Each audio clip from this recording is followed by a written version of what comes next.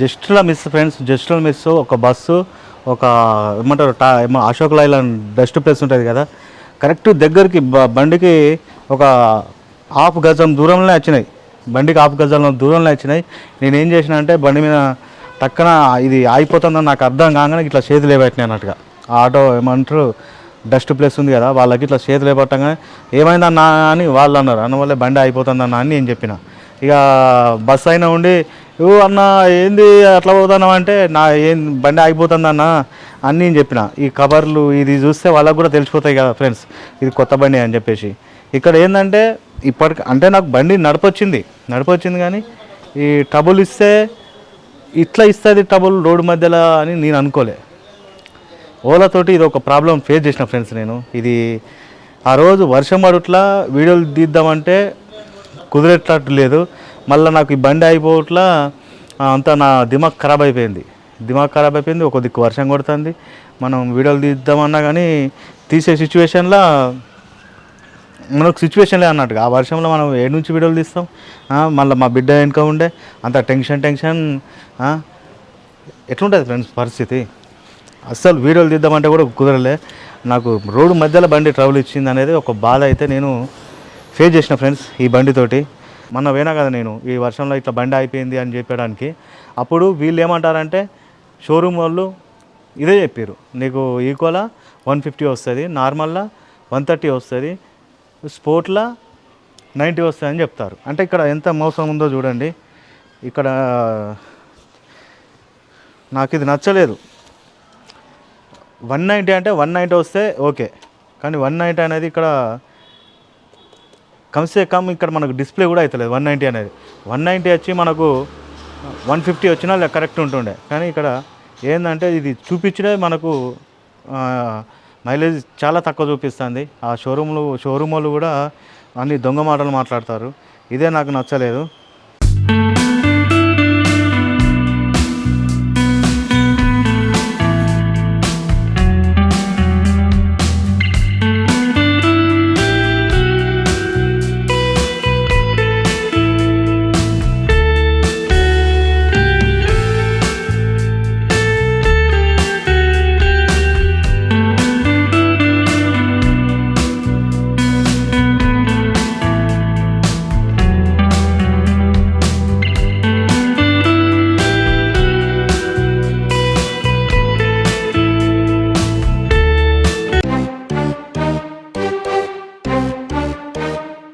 Hi friends, welcome to my channel Kirrak కాకా.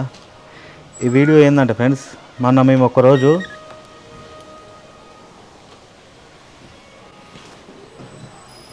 గచ్చిబౌలి పోయినాం friends. Gachibowli పోయినాం, దిల్సుఖ్నగర్ నుంచి గచ్చిబౌలి పోయినాం. గచ్చిబౌలి పోతే ఏమైందంటే రోడ్డు మధ్యలో ఆగిపోయింది బండి. రోడ్డు మధ్యలో ఆగిపోయింది, ఒక్కసారి కాదు 5-6 సార్లు ఆగిపోయింది. మా బిడ్డ కూడా ఉండే నాతోటి, రోడ్డు మధ్యలో అయిపోయింది. ఒకసారేమో ఈ అశోక్ లైలాండ్ డస్ట్ ప్లేస్ ఉంటుంది కదా, దగ్గర దాకా వచ్చింది. ఇంకోసారేమో బస్సు ఒక గజం డిస్టెన్స్లో వచ్చింది. ఆల్మోస్ట్ దగ్గరికి వచ్చేసింది.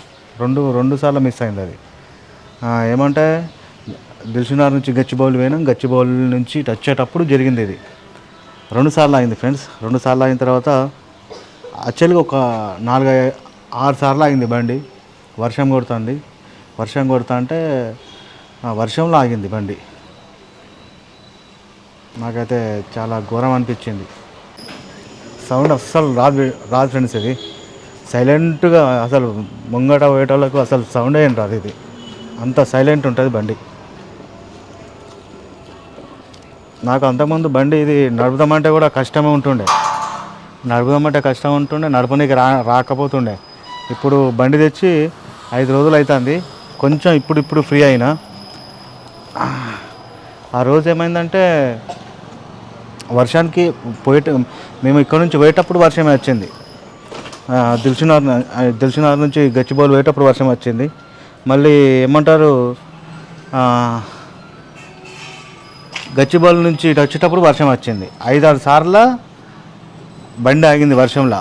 ఆగిన తర్వాత నాకు అర్థమైపోయిన తర్వాత అంటే నాకు ఫస్ట్ ఇది బండి ట్రబుల్ ఇచ్చి ఆగిపోయింది, మనకు నడపరక్క కాదు ఫ్రెండ్స్, ఇది బండి ట్రబుల్ ఇచ్చి ఆగిపోయిన తర్వాత అసలు మళ్ళీ కొత్త బండికి ఇంట్లో ఎందుకు చేస్తుంది, ఇట్లా ఎందుకు ట్రబుల్ ఇస్తుంది అని నేను కొంచెం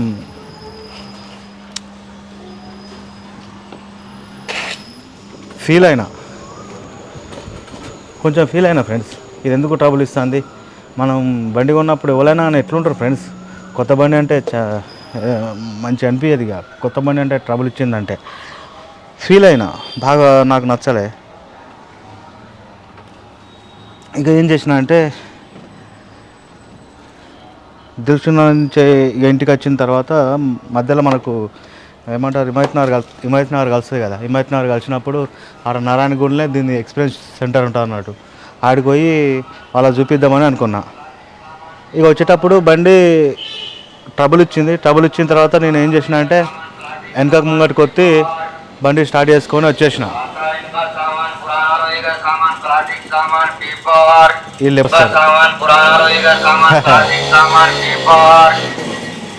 పోనీ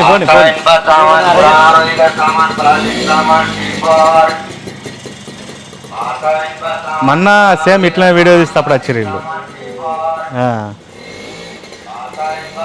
ఇక నేను ఏం చేసిన అంటే వచ్చేటప్పుడు ఏమంటారు గచ్చిబౌలి ఫ్లైఓవర్ మీద 2-3 సార్లు ఆగింది. మా బిడ్డ ఉన్నది నాతో ఆ రోజు, మా బిడ్డ కూడా చాలా బాధపడ్డది, ఎందుకు ఇట్లా ఆగుతుంది బండి అని. ఏమంటారు మెహిదీపట్నం కాడ కొంచెం ఇట్లా జట్కాలు ఇచ్చింది బండి, మెహిదీపట్నం నుంచి మళ్ళీ ఏం ట్రబుల్ ఇవ్వలేదు, ఇక మంచిగా నడుపుకుంటూ వచ్చిన. హిమాయత్ నగర్ కాడ ఒకవేళ అక్కడ ట్రబుల్ ఇచ్చేదంటే హిమాయత్ నగర్ పోయి నారాయణగూడలో బండి వాళ్ళకు ఎక్స్పీరియన్స్ సెంటర్లో చూపిద్దామని అనుకున్నా, ఇక ట్రబుల్ ఇవ్వలే. మళ్ళీ ఇంటికి వచ్చిన తర్వాత ఎక్కడ మరి దిల్సుఖ్ కదా, ఇక్కడనే ఒక ఎక్స్పీరియన్స్ సెంటర్ ఉంటుంది, అక్కడికి వచ్చిన తర్వాత వాళ్ళు పోయి అడిగిన అన్నట్టుగా ఇట్లా మాకు మా రోడ్డు మధ్యలో ట్రబుల్ ఇచ్చింది, జస్ట్ అయితే యాక్సిడెంట్ అవుతుండే అని చెప్పేసి నేను ఆ ఎక్స్పీరియన్స్ సెంటర్లో చెప్పిన తర్వాత మనోడు ఏమంటాడంటే ఇదేమన్నా బొమ్మ అనుకున్నాడో ఏమో కానీ ఇప్పుడు ఈ క్లచ్ ఇది బ్రేక్ ఉంటుంది కదా ఫ్రెండ్స్, ఈ బ్రేక్ ఉంటుంది కదా, ఈ బ్రేక్ ఏంటంటే మనం స్టార్ట్ కాకపోతే ఇట్లా అంటే స్టార్ట్ అవుతుంది, ఇదేంటంటే ఆగిపోతే ఇట్లా వెనక కనాలన్నమాట. మనోడు చెప్పిన ట్రిక్ ఇది ఆగిపోయినప్పుడు వాళ్ళకి ఇట్లా వెనక ఇది ఇప్పుడు ఇట్లా ఉంది కదా, ఇప్పుడు ఏళ్ళతోటి ఇట్లా వెనక, ఇప్పుడు మనం ఇట్లా అంటాం కదా, ఏళ్ళతోటి ఇట్లా వత్తాలన్నమాట, వత్తితే స్టార్ట్ అవుతుంది అని మనకు ఒక కొత్త ట్రిక్ చెప్పిండు అన్నట్టు ఆయన మనోడు. చెప్పిన తర్వాత నేనేం చేసిన, అది అంటే నాకు నిన్న మొన్న ఇట్లా పోయేటప్పుడు కూడా కొంచెం ఆగినట్టు చేసింది, అట్లా చేసిన ఇది కూడా గట్లనే చేస్తాను ఫ్రెండ్స్, అట్లా ఏళ్ళతోటి ఇట్లా వెనక కొత్తగానే స్టార్ట్ అవుతుంది. మరి ఇదేం ట్రిక్కో ఇదేం లెక్కనో, అంటే బండి కూడా అంత క్వాలిటీ ఏమి ఉండదు ఫ్రెండ్స్, నేను తీసుకున్నా నేను చెప్తాను కానీ బండి కూడా అంత క్వాలిటీ ఏమి ఉండదు. రోడ్డు మధ్యలో ఇప్పుడు ఎంత డేంజర్ అది, రోడ్డు మధ్యలో ఆగిపోవడం అనేది ఎంత డేంజర్ అది, మళ్ళీ వర్షంలో మళ్ళీ బండి తీసుకున్న 3 రోజులకే. మా బిడ్డ నాతో ఉండే, నా వెనుకుండే, ఇప్పుడు వీడియో తీసే టైమే కూడా ఆమెనే. ఆ రోజు ఏం జరిగింది బిడ్డ, బండి ఆగింది, ఇటు సైడ్ రా, బండి ఆగింది చెప్పు. మొన్న ఏమైందంటే ఫ్రెండ్స్, మేము పోతున్నాం ఫ్రెండ్స్, పోతుంటే కొంచెం వర్షం పడ్డది, మళ్ళీ వచ్చేటప్పుడు ఏమైందంటే వర్షం ఫుల్ పడ్డది వచ్చేటప్పుడు, అయితే మేము వర్షంలో నడుచుకుంటూ వచ్చినాం ఫ్రెండ్స్. అయితే ఏమైందంటే మధ్యలో ఆగింది, దూకుకే ఆగింది.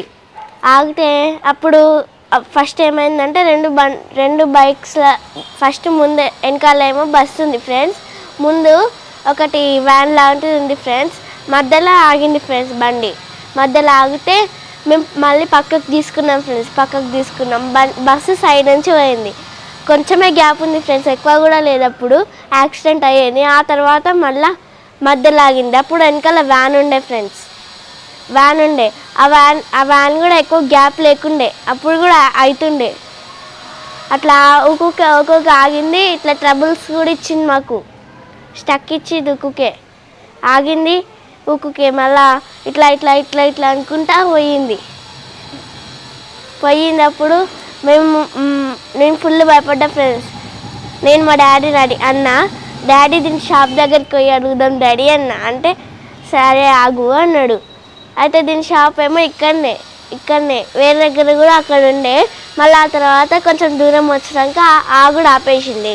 ఇక ఆ తర్వాత మా డాడీ మమ్మల్ని ఇక్కడ వదిలేసి, నన్ను ఇక్కడ వదిలేసి పోయింది షాప్ దగ్గరికి.